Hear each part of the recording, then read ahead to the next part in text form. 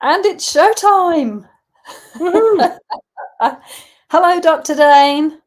Hello, Viv. How are ya? I am dangerously fantabulous. Thank you very much. Very nice, darling. I support it. Mm. So, body whispering. How I'd love to God, I could talk to you about this for hours and hours. So, how did body whispering come about, Dane? I mean, you've got so many capacities and books and projects that you can contribute to. How did body whispering show up? How did it come into your world? Well, what happened was before Access, I was a chiropractor. And so I did a lot of work with bodies, but I always felt like I was the worst at it. And, and in starting to, once I started having access to Access Consciousness tools and I started applying them to the sessions I would do in people's bodies, I started seeing the changes I'd always wanted to. And by the way, if I keep looking out there, I'm sorry. It's beautiful and there are horses, and I just can't not look at them oh my Oh, goodness. It's just so nurturing to one's body, actually. So drink it in, people. Um, yes. and what happened was, as I started applying access tools to bodies, I started noticing where certain things somebody would have going on or certain presentations they would have, I would use certain tools and realize it would have an effect more often than not. And I was like, huh. And fast forward to working with thousands upon thousands of bodies, doing thousands of sessions. I had a really cool database of awarenesses of what could affect what and what could contribute to what. And I had this thing where, because the horse whisperer is this guy who has this troubled horse and he basically speaks horse. And that was a novel concept at the time when the book and the Mm. movie came out, where it was like, really? You can communicate with horses? And, old cowboys are like, yeah, I've been doing it my whole life. And, and a lot of people started calling me like Gary, the founder of Access, and a lot of the people I worked with, they're like, wow, you're like a body whisperer. It's like they talk to you. I'm like, that's weird, but yeah, Mm. they do. Like I can perceive it. And part of, so having that perspective, I started looking at realizing that there's only certain amount of that I could talk about in a particular class, unless the class was body whispering, which we now have. But before that, it was like I could talk a little bit about it here and a little bit about it here and a little bit about it here. And I realized what I wanted people to have is one resource where they could go and access all of this information that I'd been fortunate enough, just because I've worked with so many bodies using Access Consciousness tools, but also the energetic processes that I had developed, if you will, or had handed to me that I became the mouthpiece for. And so I wanted to write a book that would give people a totally different perspective on their own bodies, but also working with other bodies, whether you're a quote unquote healer or not. And also to put some info in there about receiving and getting out of wrongness and how to create business. And it sounds a little more complex than it is, where it's because it all flows from the same source. If we get out of judgment, if we open up to the magical and miraculous world that's all around us, including our bodies and including everything our bodies are trying to tell us. And that's one of the fundamental awarenesses. Our bodies are always communicating. We're just not listening. They're whispering all Mm. the time. And the thing that happens is they whisper until you don't listen to the whisper. And then they sort of go, and if you don't listen to that, then they start shouting, which is what we call pain or disease. And so it all stems from the same space of awareness and about getting more conscious in these areas eases the difficulties and challenges and also brings in miraculous possibilities. Beautifully said. And I've just come back from facilitating for a week and was reading the Body Whispering book as my trip on the plane, that's one of my most favorite things, is which book am I taking on the plane? And it was Body Whispering. And I've read this book a number of times, and of course, you perceive and receive different things at different times. And one thing that really struck me yesterday was, you hear it 1,000 times, but you put it in such a way that really got me to look at it from a different place. And it was, people that are suffering with what they've been told is a long-term disease, or they've been diagnosed or labeled with something, well, this is it forever. And something you wrote in the book was, what if every disease or every problem or every, illness or issue that you think you have is based in judgment and projection and wrongness? So do you want to talk a bit more about that? Oh, goodness. Yeah, that's a huge one. It's interesting because I have been so fortunate and blessed to work with so many people with so many different issues, quote unquote. And we often get stuck in the box of the diagnosis, because also we assume somebody must know more than us and we haven't been able to change it. So what answer do they have? Except most of what people will tell you tends to be a dynamic series of conclusions. And so, like cancer, for example, great, light topic. If there are 1,000 people that have it, there are 1,000 reasons for it, or maybe 1,000,000,000, because 1,000 times 1,000,000 would be 1,000,000,000. So, like, there are all these reasons that actually there's a reason for it. Let's put it that way. And like you said, it tends to function. Disease tends to get created from our judgments, and things are changing, but we grew up in a world in which we were taught to judge and not even know we were judging. We just call it life. And so that's also what creates so much of the unhappiness in the world. And you start to realize there's something underneath it or behind it, and there's a reason for it.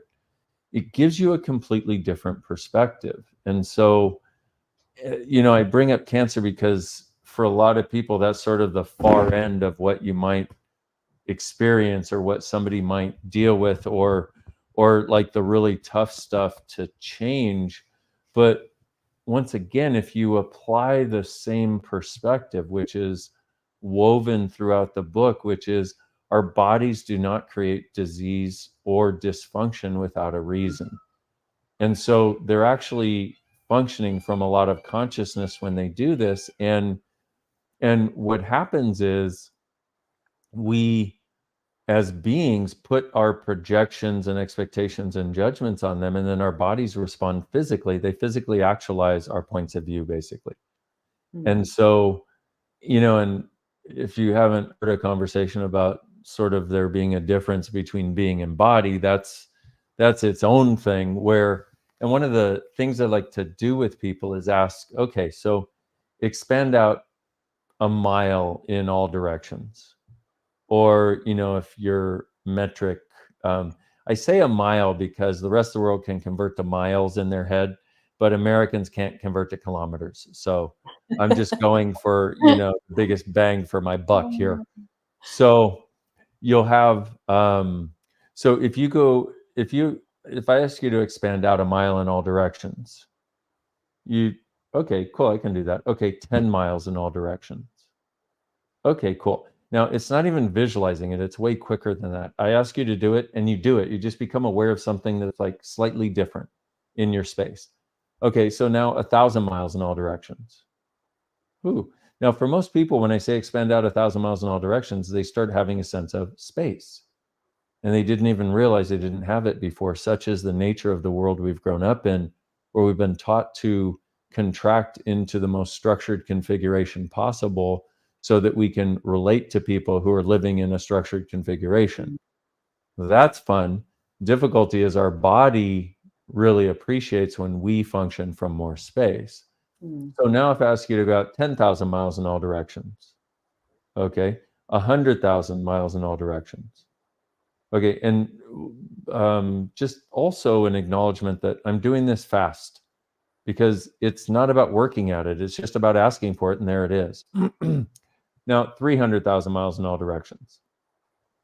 Okay, so no matter what I ask you to expand out to, you can do it. If I say 100 million miles in all directions, and that one is cool because it fries your mind can't follow that one, and you just kind of go, ugh. But wherever you go, there you are. Could a being that big fit inside of a body this small? And the answer, of course, is hell no. So what we find is your body is actually inside of your being. It's not the other way around. And that one perspective for some people changes their whole perspective on reality, because now it's not all I have access to is contained within this frame. It's, wow, I'm as big as the universe, because in Access Our Ideas, you're an infinite being. And I used to hear that in some of the other work that I had done about, like spirituality and stuff. And there was one particular thing where they said you're an infinite being. And I was like, bullshit. I can't even pay my rent. Wouldn't an infinite being at least be able to pay rent, And my body was hurting all the time. And that was part of what started me on a search for something different. But if you can recognize then that your being is way bigger than your body, it means that you're not confined by your body. What it actually can point to is that we chose our body for some wonderful reason. And then, of course, we forgot the reason because we've been living in a world that's not about the joy of what we can create. And so, to a certain extent, the book is also about awakening the communion with your body, the connection where it has a sense of being your best friend, but also the joy that we can have with these beautiful creatures. And we get to honor them, we get to appreciate them, we get to be grateful for them. And in that, they start to transform, sometimes literally before our eyes, if you're willing to have that. But they start to transform because if you could imagine what it's like.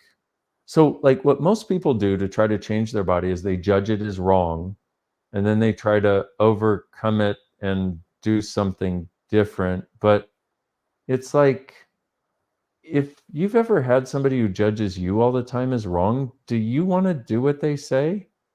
Or do you want to say, fuck you, I don't ever want to do what you say, go off and die, asshole? Well, it's the same thing with our bodies. Our bodies have consciousness, and they're these gifting, beautiful creatures. If you've ever had like a really kind dog or a really sweet horse, or you've ever been around one and they just want to gift to you all the time, that's the way our bodies are. And yet we've never looked from this place. And that's another one of the central ideas in the book, is that our bodies are here from, they're here gifting in it to the extent that we can receive that. And then from that, receive the awareness that it's our points of view that we placed on them that have created what's going on. Okay, what else can I choose? What is it going to take for me to get out of judgment? And I walk people through that too. What's it going to take for me to get out of judgment so that I can communicate with my body and end this cantankerous relationship that we've had and actually have a relationship where we actually like each other? And then I talk about the fact that as you and your body get more connected, or in communion, if you will, which is where there's no judgment between you, you can ask and your body will change.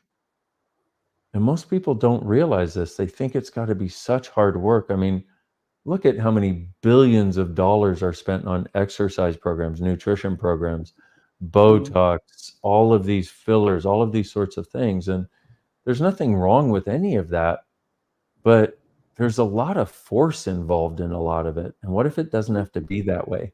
And what if, because a lot of people I don't know, I guess I'd say in my position, except I'm the only one in my position, but somebody in a similar position, would say, oh, don't go get fillers, don't do this, don't do diets, do it, whatever. But it's like, from a place of communion with your body, you ask your body what it requires to create what you desire. And at this point, as when you have communion with it, what you desire is also what it desires.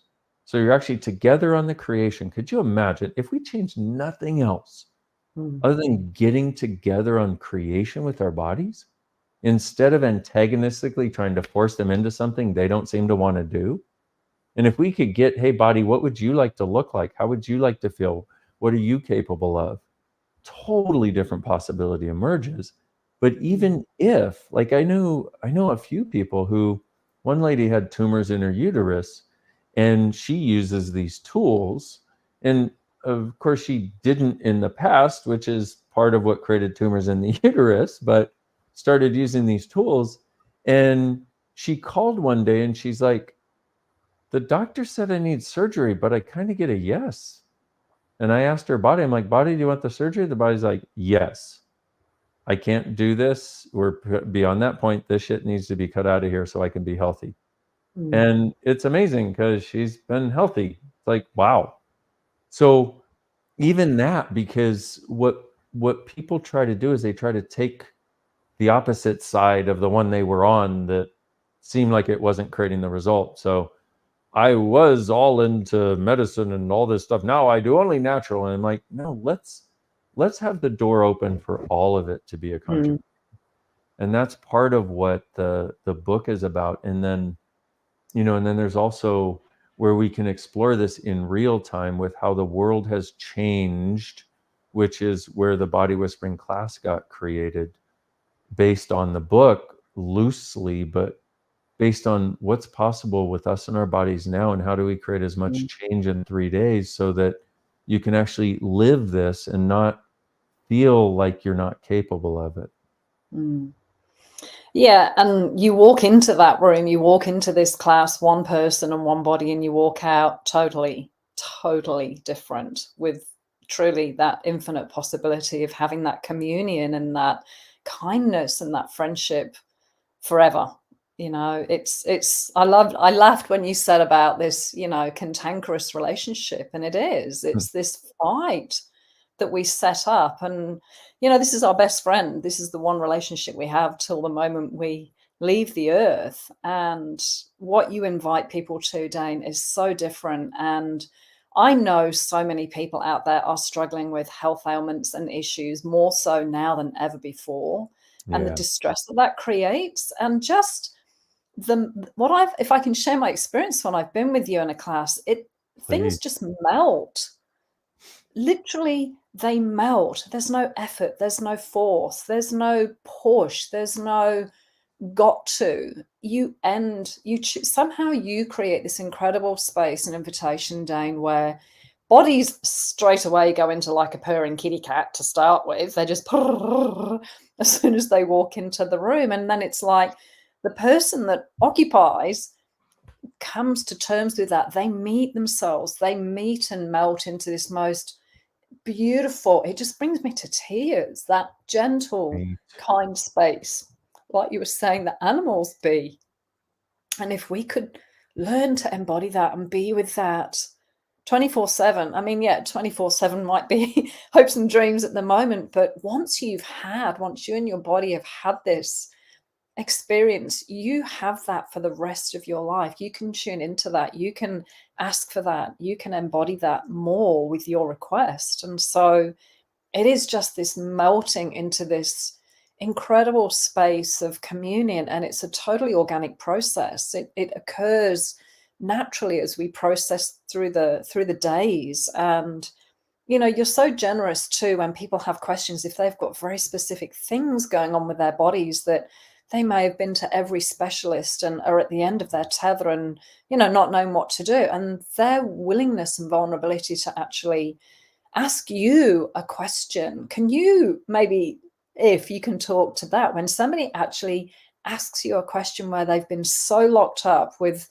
a point of view or a projection or a diagnosis, what is it that occurs when they actually ask you that question? That's such a great question. Thank you. And for anything to not be changeable by us, the only things we can't change are the things that we're lying to ourselves about or that we have to keep hidden. And usually those two go together. And when someone has the courage to get to the microphone and ask about this thing, because also you have to realize that in the world we live in, we're taught to judge us for anything we have that doesn't appear perfect to others. And so there's so many people that won't even go see a doctor until it gets too bad, because they're in such judgment of not being able to have something different or create something different. And so, and if you're watching, you may notice a bit of a melting, or maybe a complete melting, like, because we can be that space for each other. And when we allow ourselves to be that and embody it, it's such a beautiful thing. Like you said, bodies purr. Well, that's their natural state, is melty, purry, however you want to. And also, it's not just one state. It's continuously moving and flowing and different all the time. So let's not make ourselves wrong for not having that all the time. I had it a year ago, but I haven't had it since. Well, maybe you've expanded. Maybe there's more available in a different way now, right? But when they ask that question at the microphone, there's basically, if we look at, there's, in a certain sense, there's one of two things that will occur. One is they finally expose it. And I don't know if you can hear the peacocks, but they like to contribute to these conversations. So good. One of the things that can occur is they finally let someone in. And one of the really cool things about Access classes is the vulnerability available in the room. And this person is asking this question, and energetically, it's like everybody in their bodies is like, hi, we got your back. You can ask anything. This is a safe space. And I acknowledge the safe space, but it seems like it's so much more than that. It's like within the molecules of the space, or the space between the molecules in the room, I guess I should say. And our bodies perceive that. And our bodies know, okay, this is a place we can actually explore this and not be made wrong. And the being knows, because I'm not sure whether it's being or body, my sense is they're together on the conversation. And by the way, the conversation is not verbal. It's completely energetic, and you won't even know you had it unless I point it out. So, or somebody points it out. So they have the sense that they actually finally can expose it, and they can get some contribution with it. And when they do that, what occurs is, it's like, what occurs for me, and they think they're just asking a question, but what occurs for me is like, there's this opening that occurs, and it's like they're pulling back a veil on something that they have kept so personal and so hidden. And when they expose it, for me, I get so excited. I try not to be too crazy about it, but sometimes I just can't help myself. I'm so excited because the beauty of a person being able to pull back the veil for themselves, but also what it allows for their body. So I'll ask them questions based on what presents itself and based on their answers and their awareness. And the weirdest part is, you'll ask somebody a question, like, for example, one of the big questions I'll ask is, I'll say, when you have this, how old are you being? And they go, what? I'm like, how old are you being? I'm 44. I'm like, no, not how old are you? How old are you being with this? And they go, oh my God, 8 years old. I'm like, okay, what happened at 8? Oh my God. And you can see the recognition, and you can also feel their world melt, because ever since 8 years old, they've been holding on to some structure of something, and they'll tell a story like, well, oh my God, my dad was so mad. He was so mad at me for something he thought I had done, but I wasn't the one that did it. And I've been stuck ever since, because the only thing that sticks us is always a lie. And when we can spot the lie, all it takes is spotting the lie and acknowledging what is true, and it starts to unwind. And so we use the clearing statement so that we can undo our fixed points of view from their inception point and the point of creation. And I will also ask lots of questions so that we can get to the underlying awareness that they had, because the biggest, in addition to the lie, the thing that always sticks us is a lie, but one of the biggest lies that sticks us and one of the greatest sources of freedom is when we identified a situation as though we had done something wrong, or as though we had hurt someone, or when we were made wrong for having done it. And the other thing that really sticks us is when we created something that was miraculous and it wasn't received as a miracle, it was received as a wrongness, or nobody acknowledged it and nobody gave us credit for it, so we don't acknowledge it. And so what you have is all these different forms of a lie that are basically boiled down to this person and their body have a greatness, have a capacity, have a miraculous ability. And it was either made wrong and validated, or they were abused for being that. And that 99% of the time is what sticks. And what sticks with such intensity that it creates an ongoing future disease process. And this, once again, is our body when it is tried to whisper and now it's shouting. And another case you'll find is like women who have difficulty with their periods, where they've had difficulty their whole lives. And I ask, how old are you being? And so many times it's like 10, 11, 12. And you see this beautiful creature who didn't know what to do. And she didn't have somebody there that could explain to her what was going on. And also oftentimes she was made wrong. Like now she became competition for mom in some cases, or now dad treats her differently, or, you know, she had her first period at school and has been traumatized ever since, like these kinds of things. And here we are, this is trauma is very directly locked into the body. And it's like, you see, I cannot tell you how many times I've seen these incredibly beautiful people who have been carrying this weight. And if I can help them to let go of even part of it, oh my God, what a gift. And I'm not even talking like, hey, I must come in and heal you, because I don't do the healing, their body does. I ask the questions and am weird enough to look from a weird ass place that's like all of these things combined simultaneously, so that I can ask them so they get to their awareness.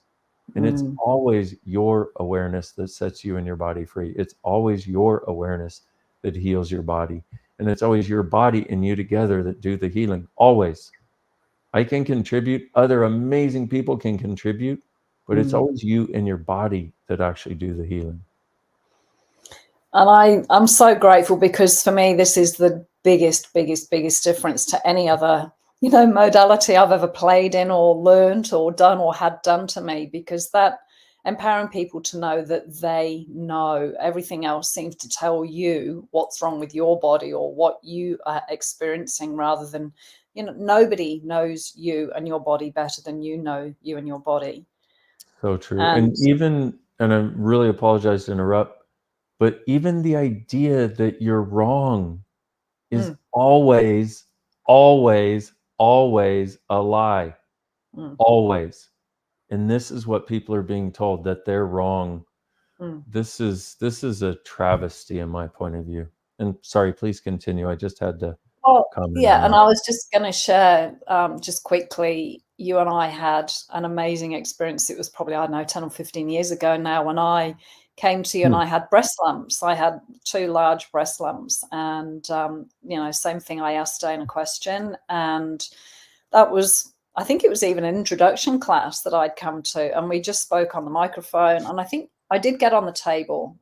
Sometimes Dane has a massage table set at the front of the room, and if it pops and it's a contribution to the group, he works on people as well, and which works on the entire room. So, because everything's energy, we're all connected. So anyway, I went to bed that night. I think I was on the table maybe for 20 minutes, half an hour. And I went to bed that night and woke up about 4 a.m. and I couldn't get back to sleep. So I thought, I'll ran a bath. And I was feeling my boobs, as you do in the bath. And I'm like, oh my God, they've gone.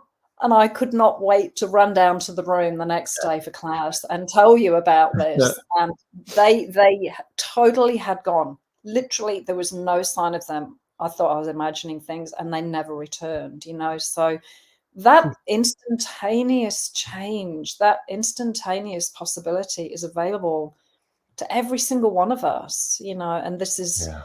where I get that when you make the choice to read the book, or you make the choice to come to a class, it truly is a miraculous space. And I think for anybody that's kind of leaning into this stuff, we already know miracles are available, but we've just been so removed from them, and they've been, you know, taken off the menu. Whereas this is, how many miracles would you like? Come to the sweetie shop, ladies and gentlemen. It's full of sweeties here. Yeah. Yeah. And the thing is, I just want to say to anybody out there who don't come with the purpose of, you can, it will, let me phrase that differently. I was going to say, don't come with the purpose, like with the fixed point of view, I must heal this. Because that's looking from a conclusion that this even exists. And I know you're like, well, I have lump, I have whatever. Yeah, I get that. But energetically, it may not be what you're defining it as. So if you come instead with, let's explore, let's find out what else is possible. Let's see what steps this can help to change this. Knowing that when you open the door, you will eventually create the change. And I want to say that because which is why I also very seldom talk about, like this, for example, like your lumps going away. I'll mention it if I'm in a class where it applies to something else, but I don't often say that to the outside world, because if somebody is coming to me and they're like, heal my lumps, you did it for her, they're acting like all lumps are the same. I'm like, there's not one lump that is the same as anybody else's lump. That not one of, histologically, they may look the same. You cut open the thing, you know, you put it in a slide, it may look like somebody else's, but the slide doesn't tell you what created it. And that's the exploration we've got to have. And that's an honoring exploration of us and our bodies. And I've had another interesting phenomenon occur where I'll have somebody come to like a body whispering class, say, for example, and the way their body got them there was by giving them this pain or something, right? And they're like, I am here to heal this pain. And I'm like, and I have this conversation with them and with the room actually, and I'm like, I get it. I really do. I get how it is to have something you specifically desire to change. And this will help, but let's also leave open the door for all the other changes that might need to occur first, and all the awarenesses you can have. But even more fundamentally than that, the way that you and your body can start to be together in this world. And I had one lady, it was so fun. It's always the, wow, what happened? Bye-bye background. I look like I got a haircut. This is cool. Hey. Anyway, I just, as my face got bigger, I realized what my hair looked like. That was interesting. I don't know if it changed for anybody else, but it changed for me. So I had one lady, and it's always so funny to me, the more intense of something somebody has, the more on the other side, they're such a teddy bear and a grateful creature. And I understand it. And once again, it's the world we live in that creates us creating ourselves that way, and we choose it. But so I had one lady who was like, you need to get rid of this. I think it was a pain somewhere in her body. I don't even remember where the pain was anymore. And I had this conversation. She's like, okay, fine. Yeah.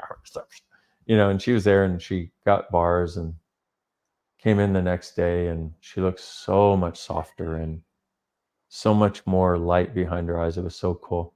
And then, so during day 2, we did all kinds of stuff that was way beyond anything I'd seen show up in a class before. And it was so cool. And day 3, she shows up. She's like, yeah. She saw me walking into class. She goes, I'm over giving a crap whether this goes away or not. She's like, I'm actually liking being alive. And this hurts sometimes, but I don't care. She came up at the very end of class in the hug line and she went, it's gone. I went, what's gone? She went, the pain I came here to get rid of. I'm like, oh, you mean once you got rid of caring whether you got rid of it, it went away? She's like, that and all the other miracles that I've seen with other people and the space here. And I was like, fuck yeah. You know, how friggin' cool is that? And so rather than trying to find the magic formula, just show up and know that you will be happier, greater afterwards. You'll have more of you afterwards, no matter what happens, even if it never shows up the way you think it should. That line, Dane, has rescued my bacon 1 billion times in the years I have known you. It never shows up how you think it's going to. So you're having a live class in Noosa, Queensland, Australia, in the middle of July, and it will also be streamed online. We will have languages available if there's enough people in your country that would love to join this incredible journey that is literally like nothing else on this earth.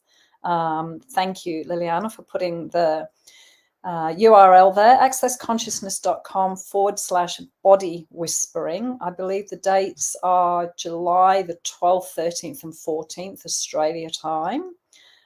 It does have a few prerequisites. So it's bars and foundation.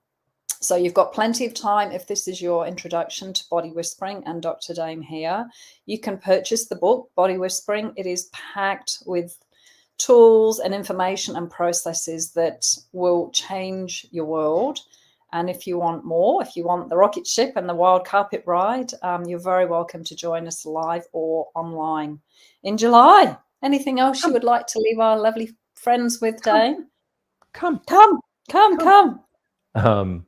No, I'm grateful for everybody's time.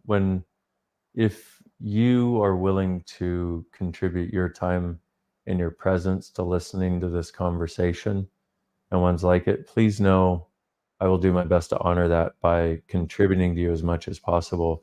But also please receive my gratitude for that, because you being here, whatever you choose from this point forward, opens up a space for something different. And my sense is this is part of the contribution we are and can be for each other, but also for our bodies. When we show up and when we listen, when we devote just a little time and attention, it changes the whole dynamic.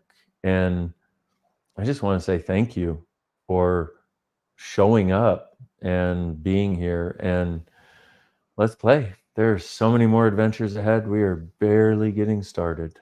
And I would have shown you the copy of the Body Whispering book, but it's on Kindle, so I can only show you a dark screen at the moment. Oh, well. Body Whispering. Thank you so much, Dane, for your time. Please give the ranch my love and enjoy your horses. And I'm so beyond this reality grateful for you and all you choose to be.